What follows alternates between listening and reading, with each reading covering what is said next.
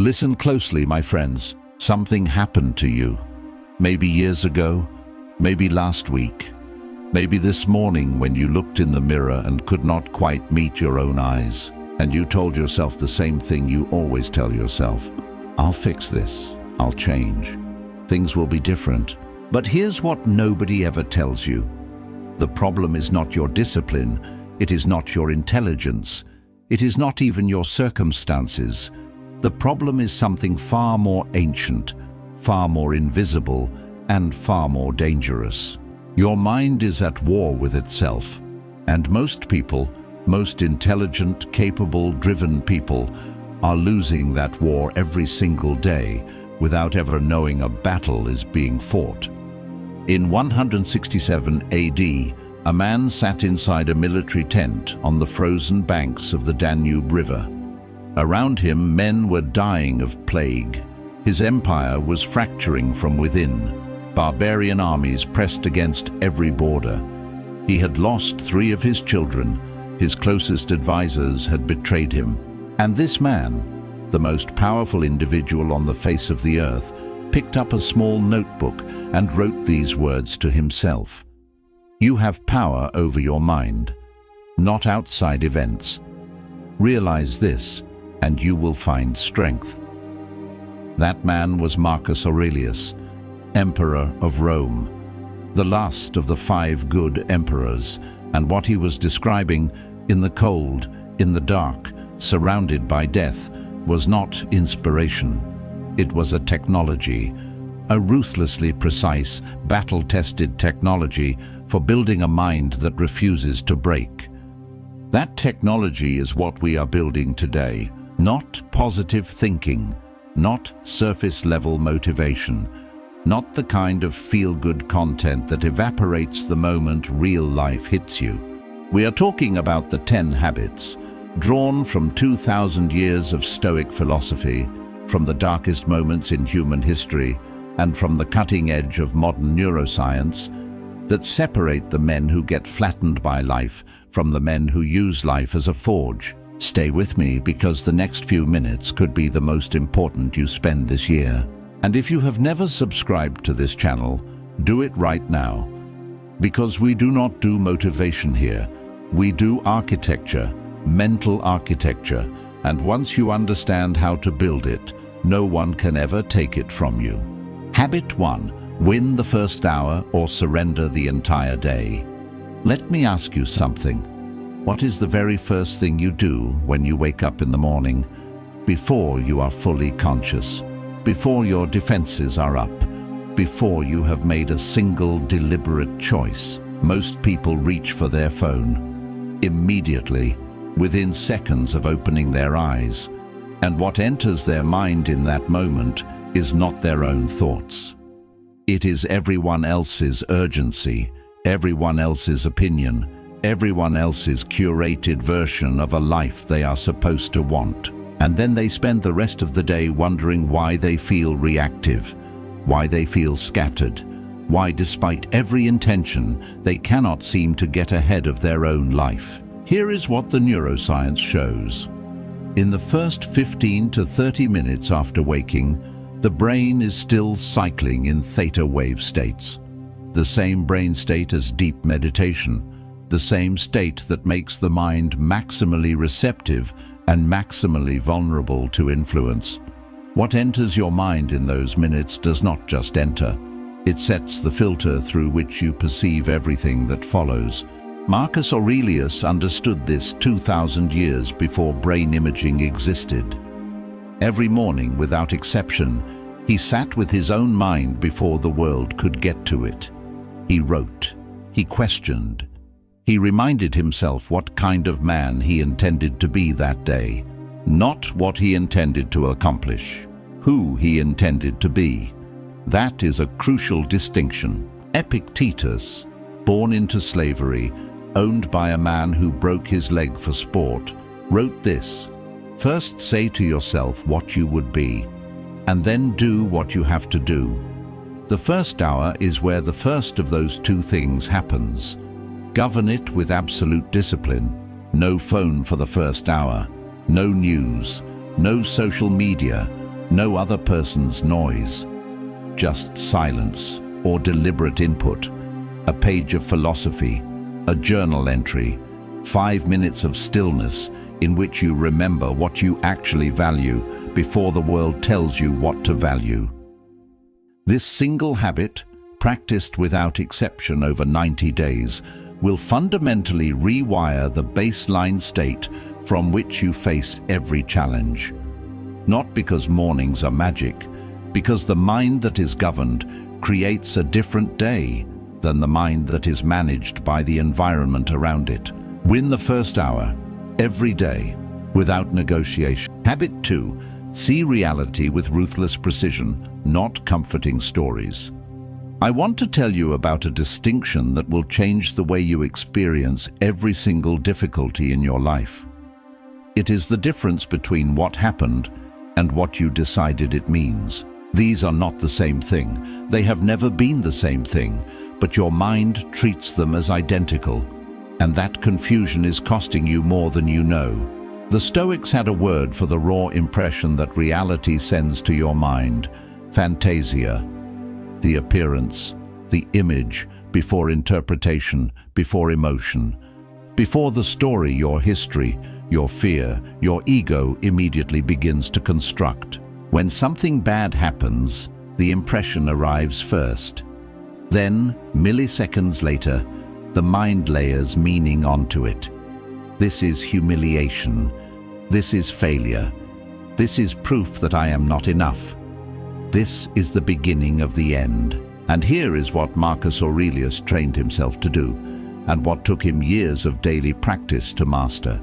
He learned to pause at the impression, to hold it before the meaning was attached, to look at it bare and ask, what is this actually? Not, what does it feel like? What is it, stripped of all my fear about it? Viktor Frankl arrived in Auschwitz in 1944. Within hours of arrival, the Nazis had taken everything from him: his clothes, his manuscript, his wedding ring, his name, replaced by a number tattooed on his arm, his wife, everything. And in that darkness, Frankl discovered something that would become one of the most cited psychological insights of the 20th century. He found the gap, the space between what happens to a man and how a man responds.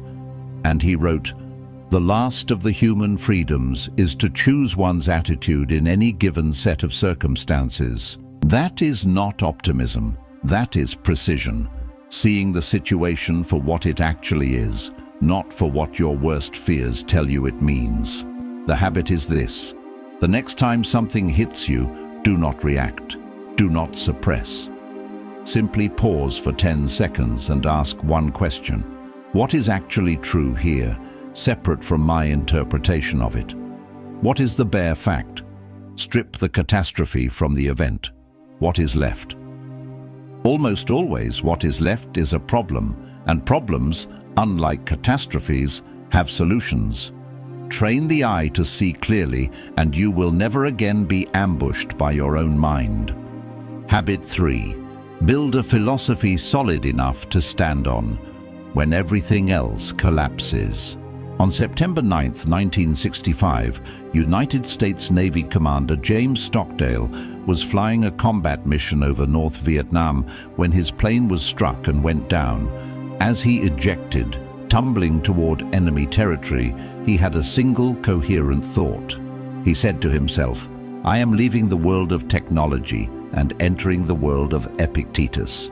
He spent 7.5 years in the Hanoi Hilton, tortured over 20 times, kept in isolation, denied medical treatment for a broken shoulder, given no release date, no certainty of survival, no contact with his family for years at a time. And not only did he survive, he led. He organized a secret resistance structure among the prisoners that held together through conditions specifically designed to shatter human will. When he was finally released and walked home, he was awarded the Congressional Medal of Honor. How? What did he have? The journalist Jim Collins asked him that question years later. Stockdale answered without hesitation. He said, I never lost faith in the end of the story. I never doubted that I would prevail in the end. But I also never confused that faith with the need to confront the brutal facts of my current reality. He had a philosophy, not a mood, not a mantra. A structured, tested, internally consistent philosophy about what is within a man's control and what is not. And that philosophy did not bend under 7 years of systematic torture. Here is the question that most people cannot answer.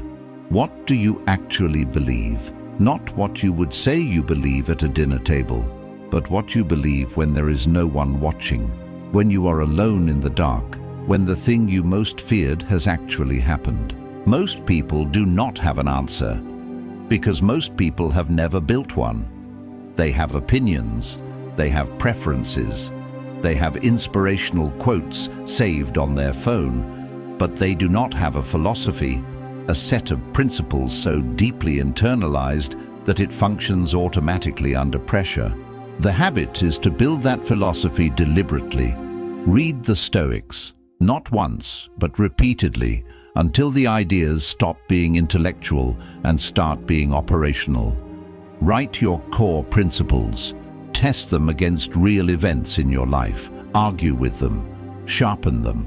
Because the day will come when life stops asking what you think and starts asking what you actually are made of. On that day, the only thing standing between you and collapse is what you built when you did not have to. Habit 4. Stop running from adversity and learn to mine it. Seneca wrote from his villa. That is true. He had wealth, influence, comfort. Critics have used that against him for 2,000 years. But here is what those critics ignore. Seneca was banished from Rome by the Emperor Caligula on pain of death.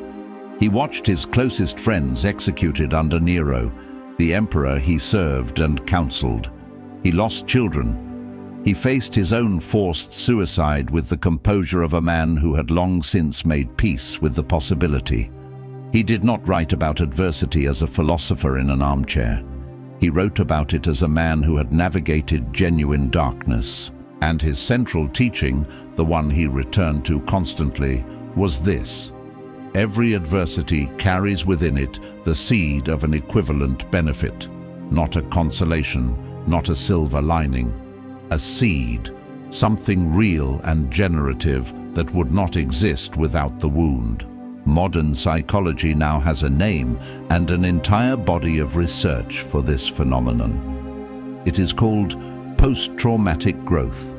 Researchers Tedeschi and Calhoun at the University of North Carolina spent decades studying survivors of severe trauma, accidents, illness, loss, violence.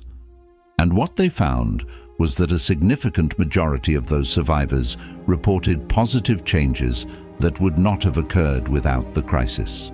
Greater sense of personal strength, deeper relationships, more authentic life priorities, a clearer understanding of what actually matters, not despite the difficulty, because of how they metabolized it. The operative word is metabolized, because the growth does not come from suffering alone. Suffering alone just creates damage. The growth comes from the disciplined, honest interrogation of the suffering, from asking, what did this strip away that was holding me back? What did this reveal about my own capacity that comfort never would have shown me? What has this loss forced me to build that I would never have built by choice? The habit is to build a practice around this interrogation. After every significant setback, not immediately, give yourself time to feel it. Sit down and write 3 things: what this cost me, what this taught me, and what it has now made possible that was not possible before. Do this consistently and watch something shift. Watch the relationship between you and difficulty change from one of dread to one of vigilant curiosity. Because the man who believes every obstacle contains a gift is, in a very literal sense, impossible to defeat. You cannot beat someone who grows stronger every time you hit them. Habit 5. Become the observer of your own mind, not its servant. There is a voice in your head right now. It is commenting on this. It is judging, labeling, agreeing, resisting. It has been running continuously since you were old enough to form thoughts. And here is the uncomfortable truth most people never confront. You have likely never once questioned whether that voice is telling you the truth. Research from the National Science Foundation suggests the average person has somewhere between 60 and 80,000 thoughts per day. Studies indicate a large majority of those thoughts are negative in tone, and an even larger portion are simply repetitions of the thoughts from the day before, the same loops, the same fears, the same quiet, relentless self-diminishment playing on repeat. This is not a character flaw, it is a feature of an unmanaged mind operating in autopilot. The brain's default mode network, the part of your brain that activates when you are not deliberately focused, tends to bias toward threat detection, social comparison, and rumination. This kept your ancestors alive on the savannah. In the modern world, it is quietly dismantling your potential. Zeno of Citium lost everything in a shipwreck, his entire cargo, his livelihood, gone in one storm in the Aegean Sea. He arrived in Athens destitute and directionless. He wandered into a bookshop and picked up an account of Socrates, and something shifted, not his circumstances, his relationship to his own mind. He spent the rest of his life building the philosophy of Stoicism, teaching students in the Stoa Poikile, the painted porch, that the path to freedom ran directly through the mastery of one's own inner speech. The Stoics called the practice prosos, self-attention, the continuous, disciplined, non-judgmental observation of your own thought. Not suppression, not argument, observation. Watching the mind the way a scientist watches a reaction.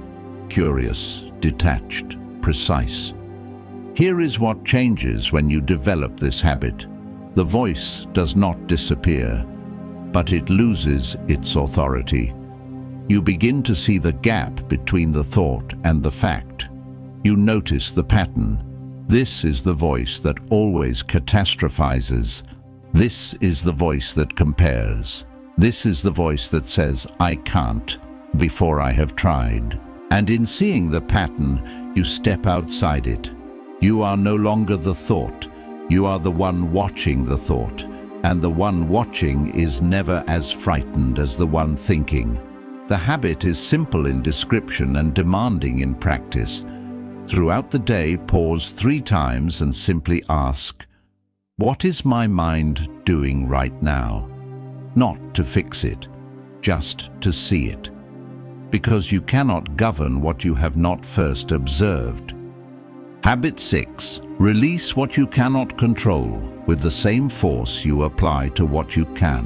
There is a single idea in the entire canon of Stoic philosophy that, if genuinely understood, not intellectually but viscerally, in the bones, would end more human suffering than any medication, any therapy, any self-help system ever devised.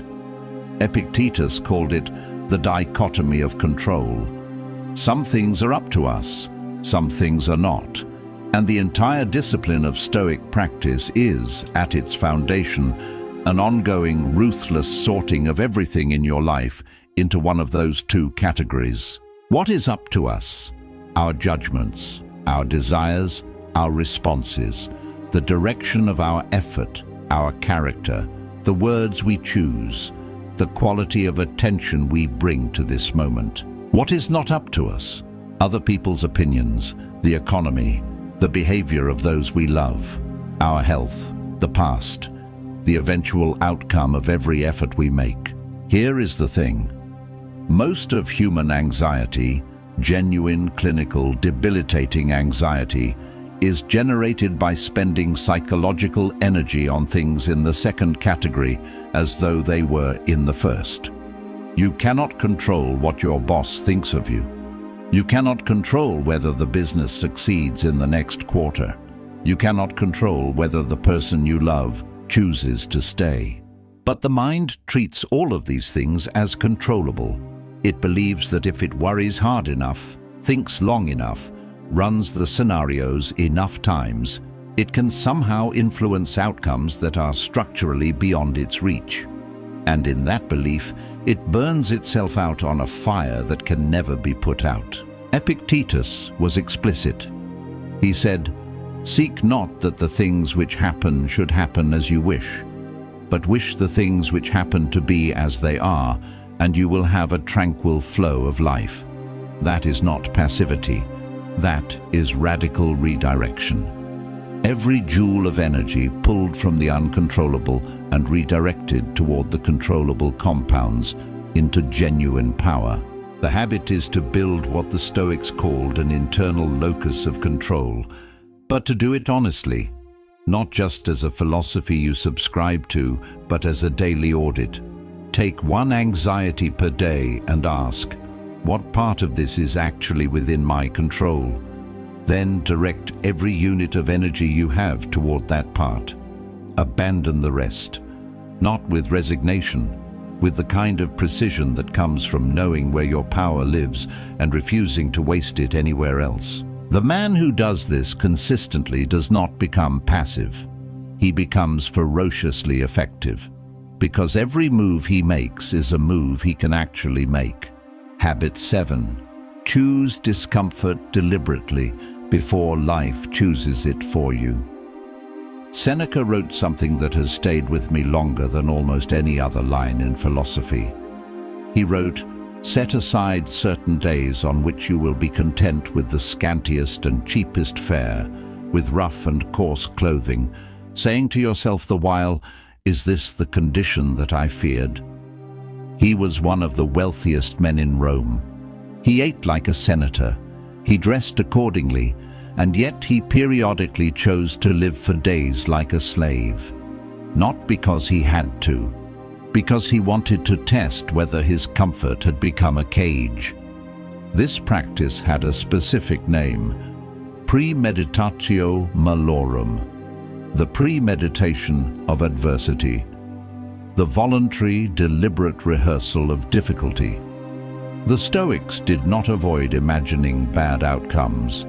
They pursued those imaginings systematically, precisely to drain them of their power.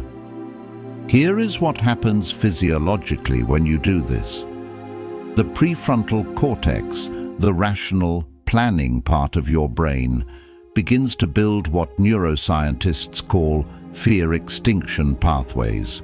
Every time you voluntarily enter mild discomfort and survive it intact, the brain recalibrates its threat assessment.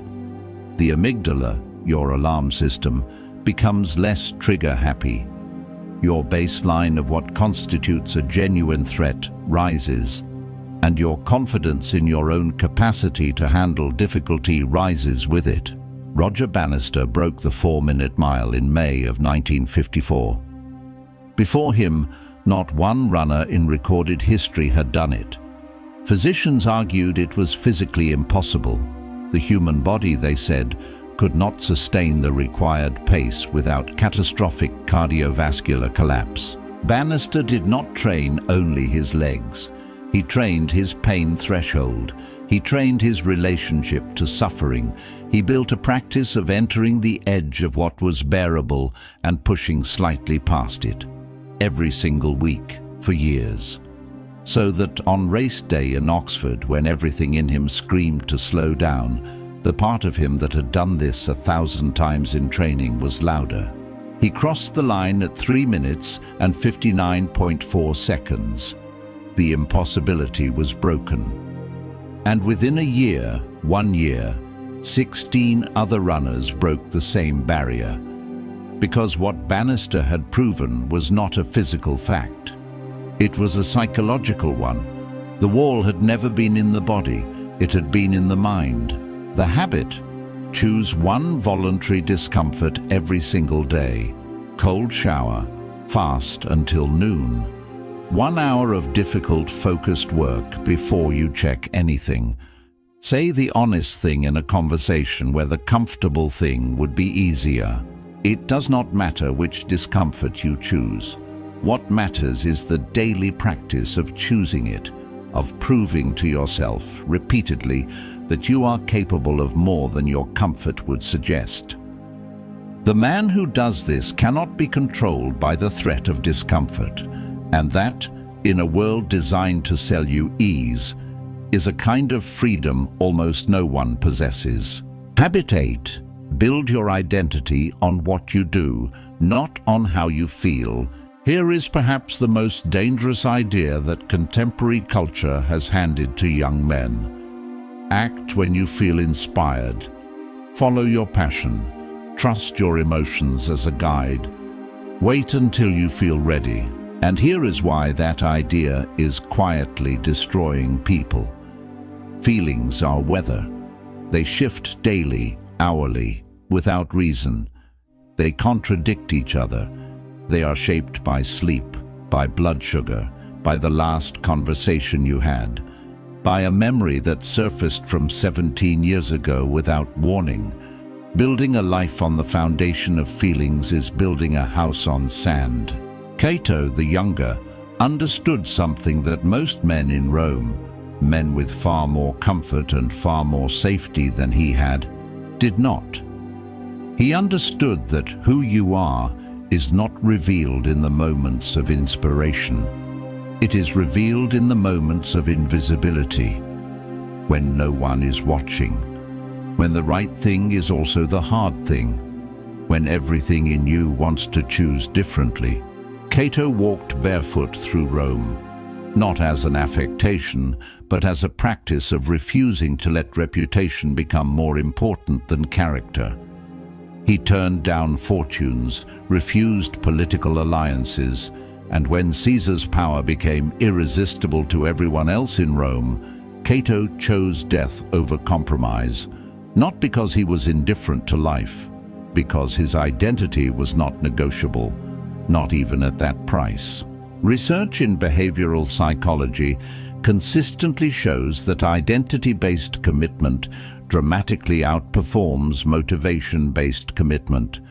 When a person frames their actions as an expression of who they are, I am someone who does not quit, I am someone who keeps his word, I am someone who shows up regardless, they maintain that behavior far more consistently than when they rely on motivation, accountability systems, or emotional states.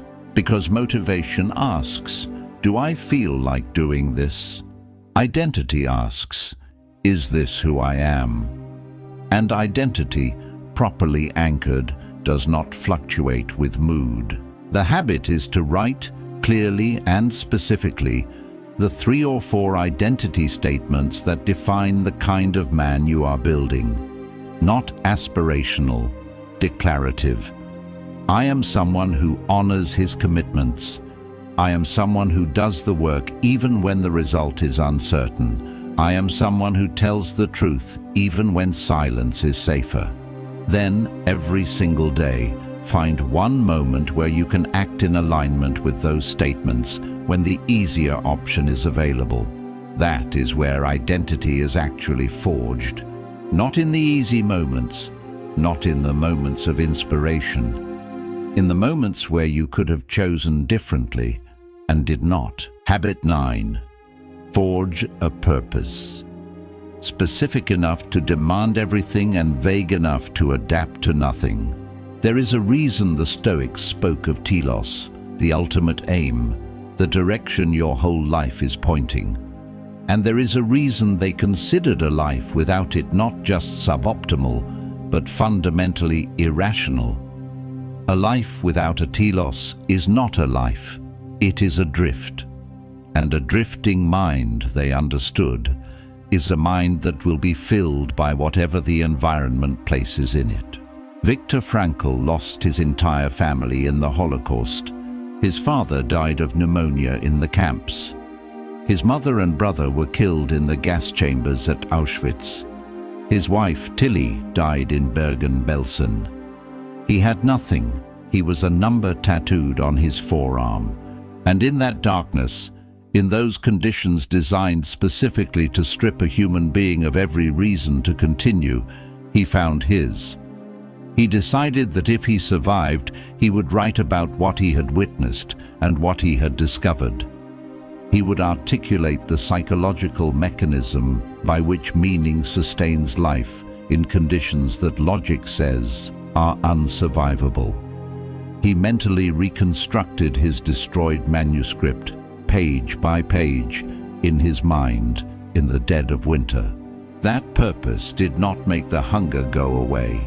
It did not warm the barracks. It did not bring back the people he had lost. It did something more important. It made the suffering mean something.